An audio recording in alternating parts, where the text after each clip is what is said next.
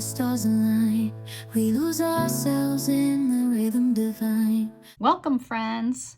My name is Emmy. I'm a CZT, which means Certified Zentangle Teacher, and I love to teach, and I'm so tickled to be here with you today for another session of brain yoga. We're going to do some fun stuff like we always do, and I always love what we do together.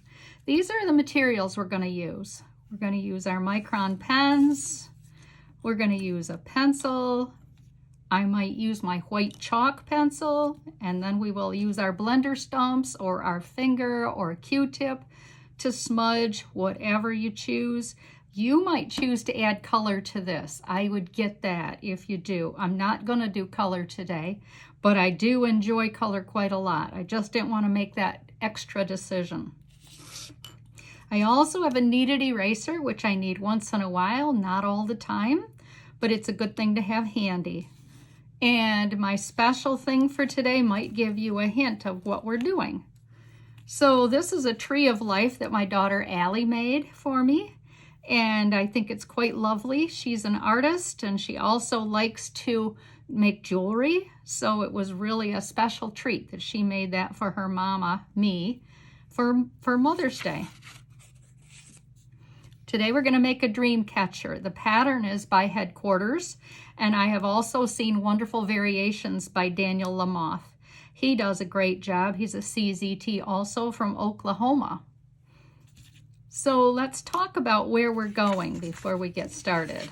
We're going to make this cool thing together. So this is kind of my thinking was that this would be great for Father's Day. It would also be great for those kids, shout out to them, who are just finishing their school year. Congratulations, Lexi and Sophie in Texas. And maybe you'll make this for your dad for his desk, or maybe you'll make one for yourself, or maybe you'll do both. So this is my Dreamcatcher, and let me show you how we're going to make these fun zingers. Grab your pen. And what I'm going to do to make my zinger is this. I'm going to make a stick. I'm going to make a second stick to the first, an aura.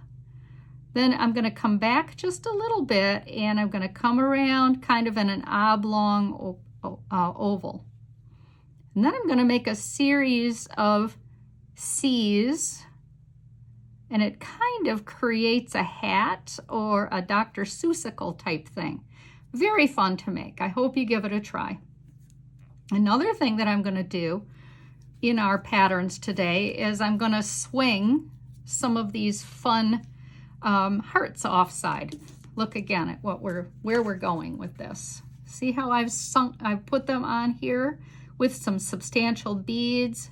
Some of these hats will swing in the breeze. Maybe you'll choose to make some leaves or put some petals on here or some ribbon, who knows.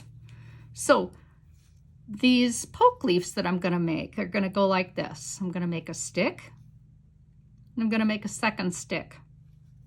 Then I'm going to make a frown on top of it, and then I come down a little bit, kind of like I did on the last pattern. I'm going to go out wide and back up. Do it again, out wide and then back up. Practice that a couple times, so maybe put me on pause while you do so that you can make some of these fun things too. So I don't know if I'm going to use Muka after all, but I really like the pattern, and so I thought I'd show you how to make it. So what I'm going to do is I'm going to do a long stick like this. I'm going to come around with a giant C that turns into kind of almost an oval, but I'm not going to close it off. Instead, I'm going to bring this down like this and tie it off, and that's Muka. Like I said, I'm not sure we'll use that today, but should we, or should you decide to have it hanging off, I could see a lot of uses for it on our fun Dreamcatcher. I'm going to use this size of a tile. You can use whatever you have on hand, remember. This happens to be a soft paper. I really like to use something that's cardstock weight if I can. And then I already put this on here. This is about 3/4 of an inch each way, and then again, it's an asterisk like you have at the end of of something, your paper that's supposed to tell you to do something else. And now that I've got that, I'm going to put some rice grains on here. Watch. I'm going to come out and back in. I'm going to do it again, this time going from the middle. So either direction is going to give you the same thing. Turn your paper. Do it again. Out and in, out and in, out and in, and again. If you keep your work in front of you, you'll like how it turns out lots better. I have to kind of squeeze now that I've got the basic 4. See how I kind of have to squeeze them in? Just kind of a cool look, don't you think? And let's finish this off. Out and in, out and in, and again, and again. Pretty, pretty, pretty. Take a minute and put some flicks, just little flicks to darken that middle. And we're going to put another treatment in that middle in just a minute, so.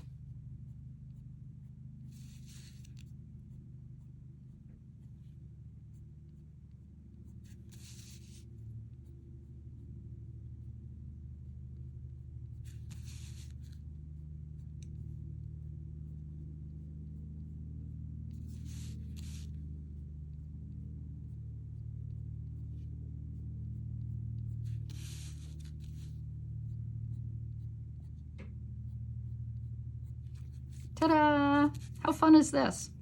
Okay, so I'm also, like I mentioned to you, going to darken that in the middle here, and I'm going to put some substantial, they're called perfs, but pretend they're beads, right? So pretend you've got beads that you're putting on the outside of each of those tips.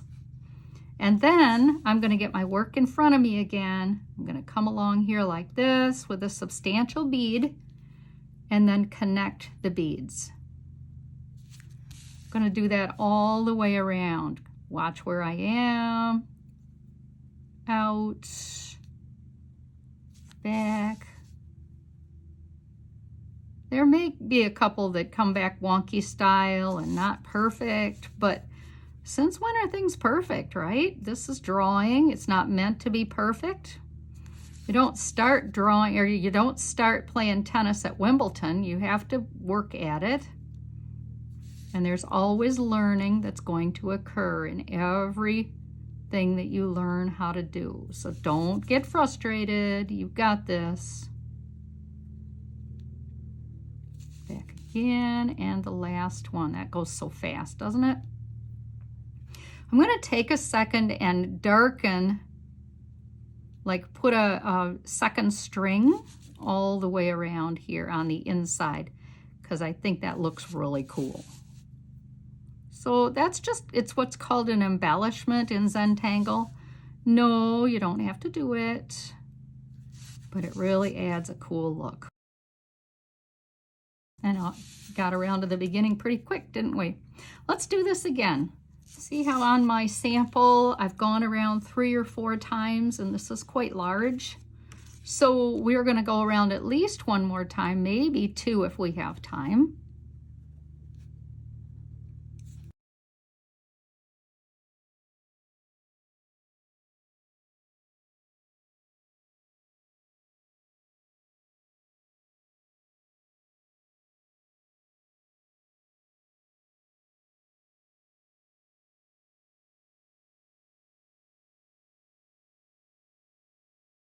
And then I want to go around 1 more time with that inner line.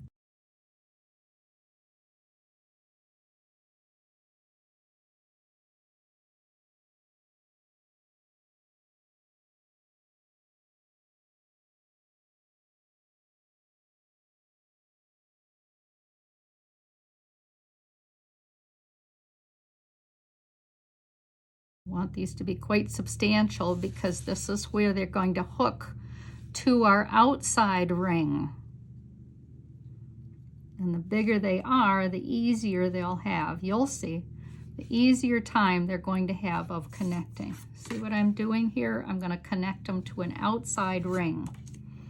So we'll do the second one right at the same time this time.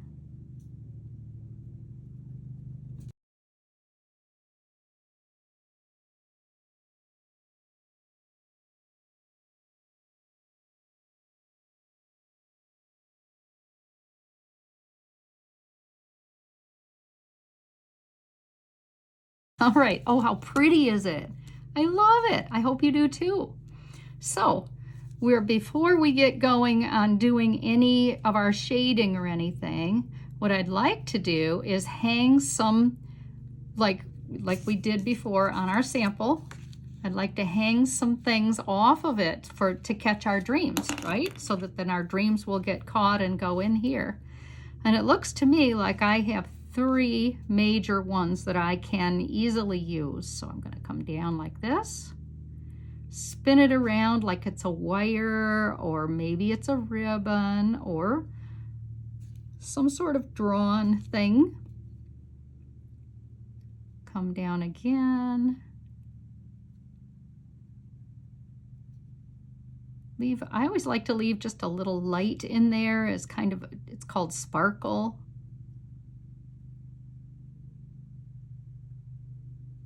And then I think it's time for me to add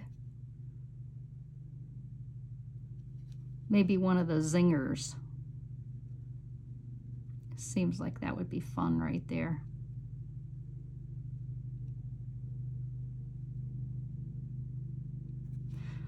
Let's add something else over here. Sometimes my dreams are about love. Maybe they'll even be about double love. I could do another one. Woohoo! And then I don't know, maybe I need to have a few more things coming off here, like a leaf.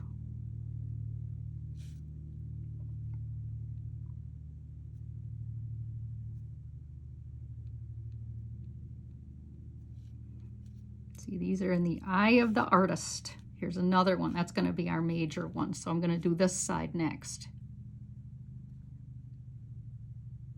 Get my wire or whatever that's going to be coming down in my pretend dream catcher. String some more beads.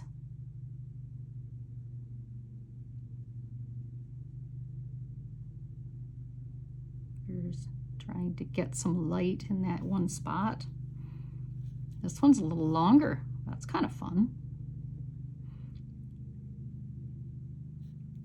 Then I want to add a zinger to it.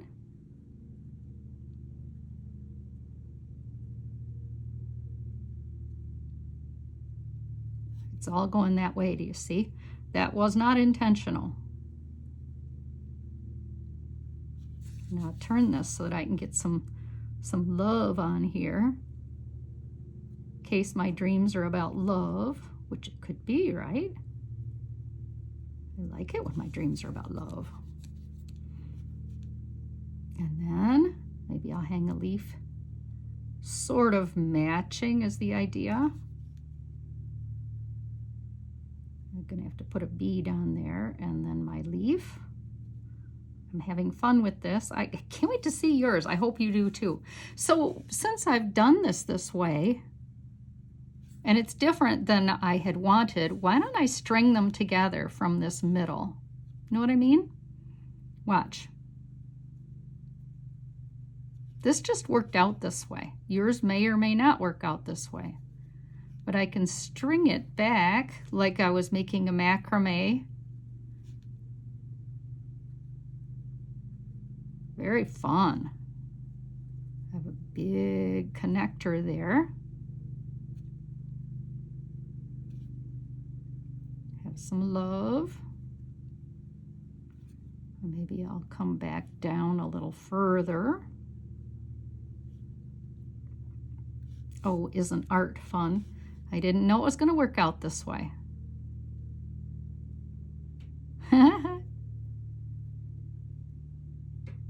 lot of beads. I got a lot of beads to use up here, so I'm gonna just have fun and use them up. And then maybe I have a little room for a little orb there, and maybe I can put it on with a bow.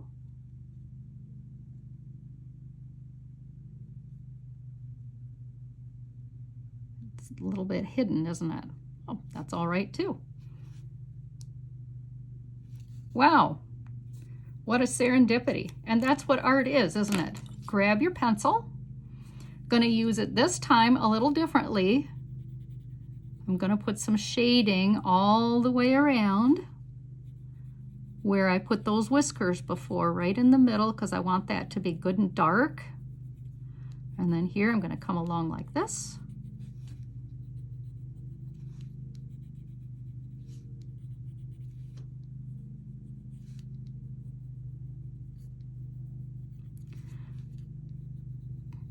Good.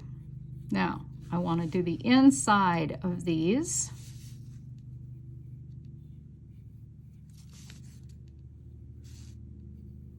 You can see I'm just laying the shade on. I'm not trying to be careful at all with it. It's going to smudge real nice. Depends on the pencil you use, how much smudging, and the paper, the style of the paper that you use, how much you get.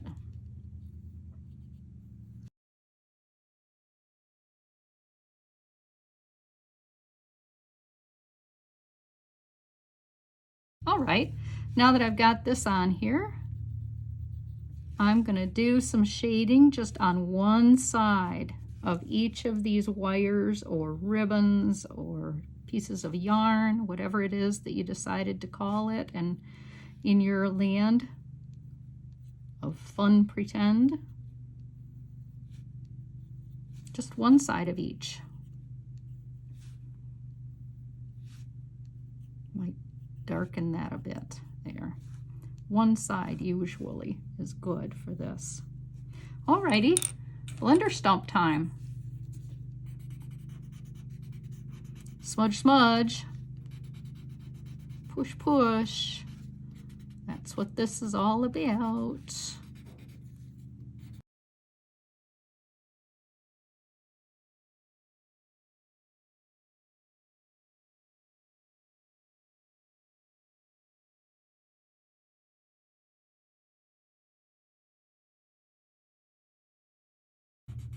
You always can use more shading if you want, by the way, but you don't need to. I mean, let's just say that you wanted more shade.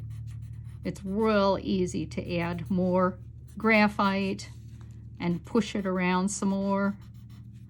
And that's why I have, one of the reasons I have my kneaded eraser in case I've gotten carried away and used too much.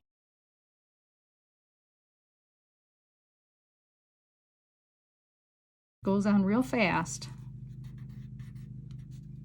Do you notice that? So that's in the eye, like I mentioned, in the eye of the beholder, how much you want to use and how you want it to look. But I think that looks really cool. Mustn't forget this. This is why I have a little bit of a surprise up my sleeve. I have my white chalk pencil, and so I have enough that I'm going to add some white chalk on either side of these, and it's going to make this flower, the petal, seem like it lifts off the page and like it's a bit of a rounded look to it. You might have to step away and come back to really get what I'm trying to say here. But it really is cool and it adds a lot to it. Take a second and sign our work. Before we close off today, I would like to show you a couple of examples of other ones that I made. I had a lot of fun getting ready for class today. This one, I put these cute flowers on, and then I put these fun leaves that were just artist style leaves. Here's another fun one. This is kind of wonky, but it's just like you're making something, right? So anyway, I thought that looked really cool too. It was real hard for me to decide which one to do with you today. Take a minute, please like the video. I hope you did, and I hope if you do that you'll say so. And come to my Zen with Emmy channel and let's see what you got going on. I would just love you to show me what you're doing. Thank you so much for your time. Hope to see you soon. In the midnight glow where the stars align, we lose ourselves in the rhythm divine. Underneath the sky painted with dreams.